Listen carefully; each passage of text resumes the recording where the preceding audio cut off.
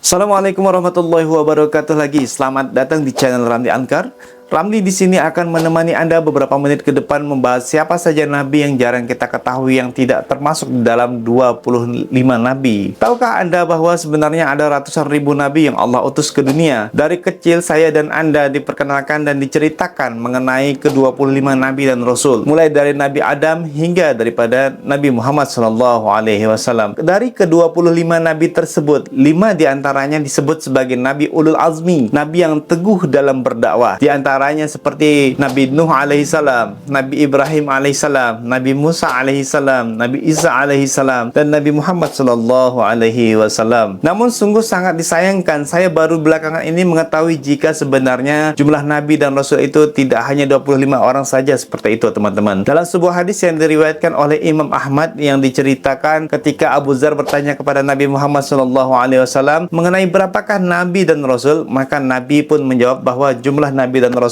itu ada 124.000 orang. Bahkan 315 di antara mereka adalah rasul. Ternyata sahabat yang beriman, nabi dan rasul yang kita ketahui, yang kita kenal hanya sepersekian dari total keseluruhan nabi dan rasul yang Allah utus ke dunia, seperti itu. Lantas kenapa kita hanya mengenali ke-25 saja jika sebenarnya ada ratusan ribu nabi? Hal ini karena ke-25 nabi tersebut kisahnya disebutkan di dalam Al-Quran, seperti itu. Sehingga mereka diklasifikasikan sebagai nabi dan rasul yang wajib diketahui. Kenapa jadi wajib? Perlu Anda ketahui, teman-teman, Al-Quran itu bukanlah kitab sejarah, melainkan kisah-kisah yang diceritakan di dalam Al-Quran itu tujuannya adalah sebagai ibrah, sebagai pesan moral yang harus kita ambil, seperti itu.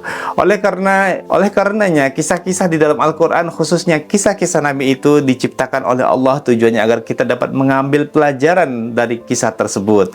Maka dari itu kisah hidup dan umat para nabi dan rasul itu tergolong wajib diketahui oleh umat Islam. Adapun ratusan ribu nabi-nabi lainnya, nama dan kisahnya itu tidak wajib diketahui karena Allah tidak menceritakannya, seperti itu, teman-teman. Para nabi kisahnya itu tidak diceritakan kepada manusia, hanya dikabarkan saja, sehingga jumlah nabi dan rasul tidak hanya 25 saja yang kita ketahui. Hal ini juga sebenarnya sudah Allah bocorkan di dalam Al-Quran surah Yunus ayat 47, yang artinya tiap-tiap umat mempunyai rasul. Apabila rasul mereka telah datang, diberikan keputusan antara mereka dengan adil dan mereka sedikit pun tidak dianiaya, seperti itu.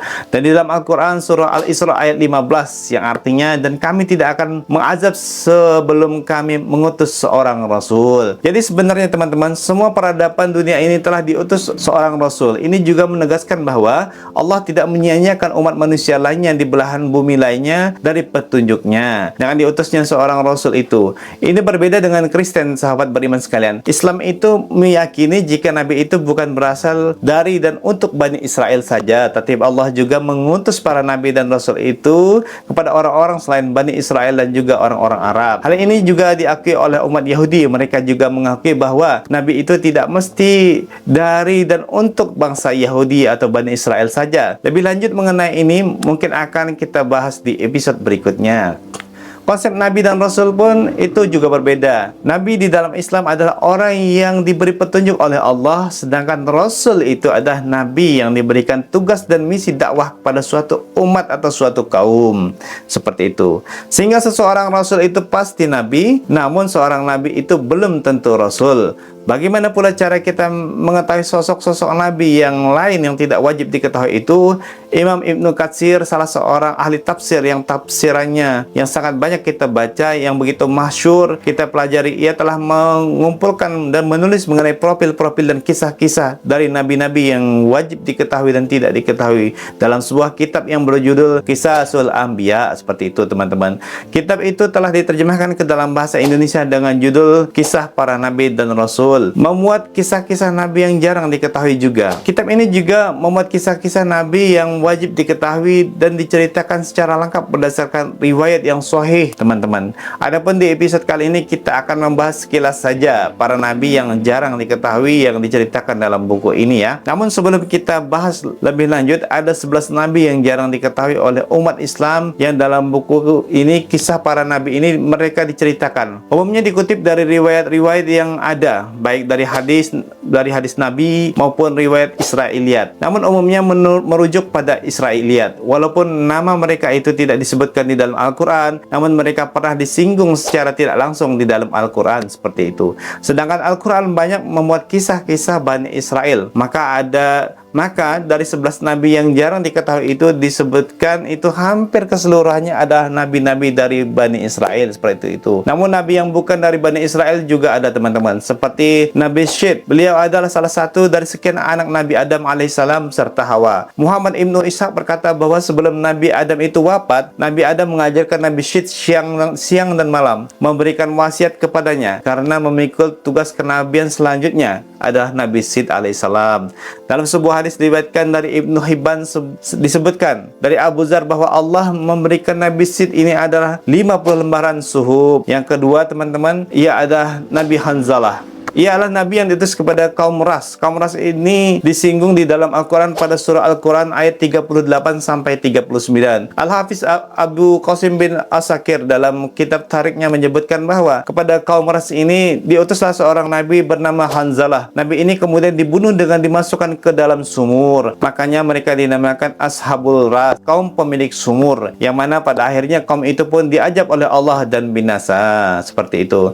Ada sebuah kisah mitos mengenai Nabi Hanzalah ini teman-teman, di mana katanya ada sebuah burung raksasa yang hidup pada masanya yang disebut dengan burung angkok. Apabila burung ini terbang, ia menutupi matahari seperti awan. Lehernya itu seperti leher unta, memiliki 4 sayap, 2 panjang dan 2 pendek. Bulunya itu berwarna-warni. Suka mengangkat kuda, unta, gajah yang mati, dan binatang-binatang lainnya yang dicekramnya. Lalu dia membawanya ke gunung, ke tempat dia berdiam tersebut. Ketika burung tersebut kian membahayakan manusia, ia menyambar penduduk lalu dibawa ke atas gunung, dan mereka dijadikan santapan bagi anak-anak burung yang baru menetas tersebut. Penduduk kota tersebut pun mengajukan kepada Nabi Hanzalah bin Safwan ini, dan karena doanya Nabi Hanzalah, burung tersebut pada akhirnya pun mati. Namun sekali lagi teman-teman, ini merupakan kisah mitos yang tidak diketahui asal-usulnya secara sahih. Selanjutnya adalah Nabi Khidir, yang memang bukanlah nabi yang jarang diketahui ya. Kita sudah pernah mendengarnya. Beliau ini termasuk dalam nabi yang tidak wajib diketahui seperti itu. Status kenabian beliau sebagaimana tersirat di dalam Al-Quran surah Al-Kahfi ayat 65.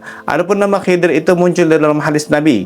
Namun ini bukanlah nama aslinya, melainkan gelar di mana Khidir itu bermakna hijau. Sebagaimana informasi dari sebuah hadis beliau disebutkan Khidir karena saat beliau duduk di atas rumput-rumput yang kering, maka rumput itu selalu berubah menjadi hijau. Adapun nama asli beliau itu masih begitu simpang siur. Namun di sini Ibnu Katsir dari kitab Tariknya Imam At-Tabrani mengatakan bahwa nama asli dari Ibnu Katsir itu adalah Balya bin Mulkan. Kemudian selanjutnya adalah Nabi Yusha. Sosoknya ini disinggung Quran secara tersirat di dalam Quran surah Al-Kahfi ayat 62, dan disebutkan sebagai muridnya Nabi Musa alaihissalam, yang berdasarkan riwayat dari Ubay bin Ka'ab, namanya adalah Yusha bin Nun, adalah nabi yang meneruskan tanggung jawab dari Nabi Musa untuk mengurusi Bani Israel. Seperti itu. Tangannya Nabi Yusha ini akhirnya Bani Israel berhasil memasuki Yerusalem, dan semenjak itulah Bani Israel itu tinggal di sana atau di Palestina, di Yerusalem. Seperti itu. Nabi Yusha ini dalam literatur Yahudi dikenal dengan Nabi Yesuhua. Dan selanjutnya nabi yang diangkat kepada Bani Israel adalah Nabi Asmuil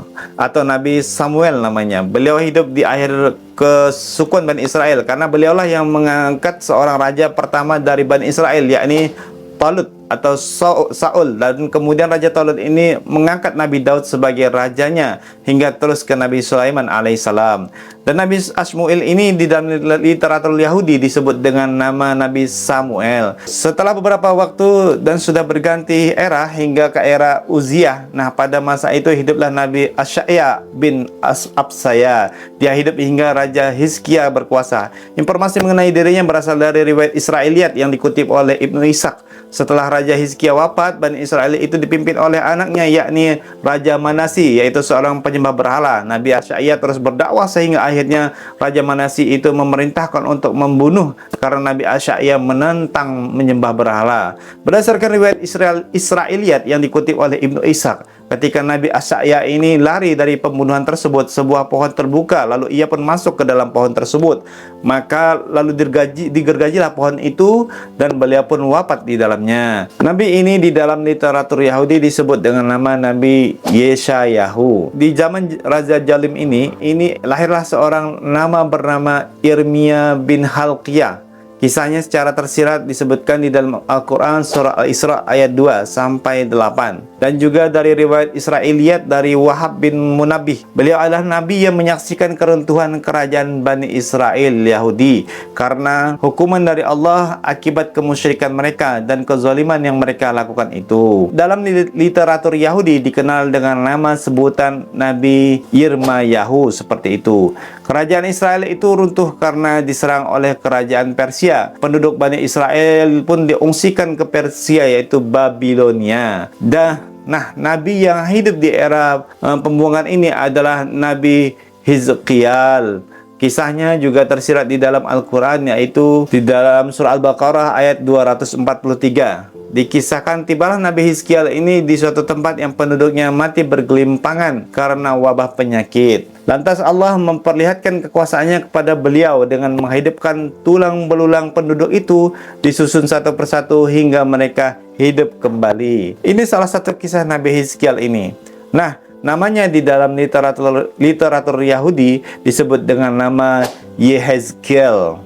Sahabat beriman sekalian, nabi lain yang hidup pada zaman ini adalah Nabi Uzair. Dia hidup di Babilonia ketika umat Yahudi dibuang ke sana. Beliau diwafatkan dan dihidupkan kembali oleh Allah setelah 100 tahun lamanya, sebagaimana diisyaratkan oleh Al-Quran dalam surah Al-Baqarah ayat 259. Nah, namanya dalam literatur Yahudi dikenal dengan nama Azaryahu, seperti itu. Selanjutnya, sahabat beriman, ada nama Nabi Daniel. Dia hidup ketika umat Bani Israel dibuang di Babilonia juga. Kisah beliau terkenal bila mana Raja Babilonia memasukkan Nabi ke kandang singa sebagai hukuman. Tetapi singa-singa itu tidak mau memakannya. Dikisahkan ketika Islam menaklukkan Persia di masa Umar bin Khattab radhiyallahu anhu, maka ditemukanlah kuburan Nabi Daniel ini bersama uang emas dan cincin di kota Sus di Iran. Nabi ini dalam literatur Yahudi dikenal dengan Nabi Daniel. Yang terakhir adalah Nabi Sam'un atau Simsun atau Nabi Samson. Nah, begitulah sahabat beriman, setidaknya ada 11 nabi yang kita kenal yang tidak masuk di dalam 20 nabi yang wajib kita kenal. Demikian yang dapat saya sampaikan, lebih kurang saya mohon maaf. Terima kasih telah menonton. Assalamualaikum warahmatullahi wabarakatuh.